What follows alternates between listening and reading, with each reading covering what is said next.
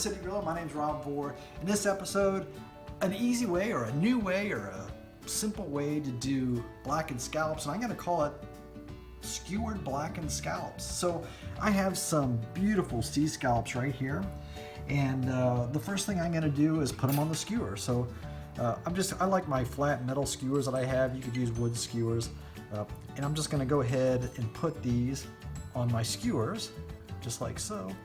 And once I get the rest of these done, we'll go on to the next step.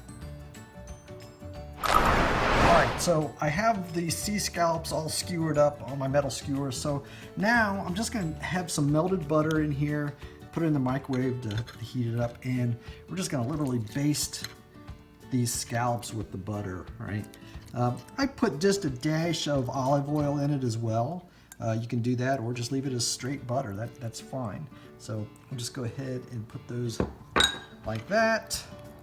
Flip them over the best you can. I know we want to try to slide even on a flat skewer, but do what we can here. And go ahead, hit the other side. You can grab some of that butter that's on the plate. That'll work as well. And so finish that off. And the next real simple step, instead of putting this in a pan and frying it up, we have different blackening seasoning. There's Zatarain's, there's Brucken's, which is really good. I think my favorite two are these, not so much Zatarain's, but it's all right. I'm going to use Paul Prudhomme's Magic Blackening Season. I think it's very good. So I'm just going to go ahead and sprinkle this on all sides of the scallops, right? You can put it on heavier if you want, or lighter. It just depends how you like that blackening seasoning, right? I prefer it, so I'm going to put it on maybe a little bit heavier than most, and that'll be fine. So I have this ready, so we'll get out to the grill and cook them. Okay, I'm out at the grill.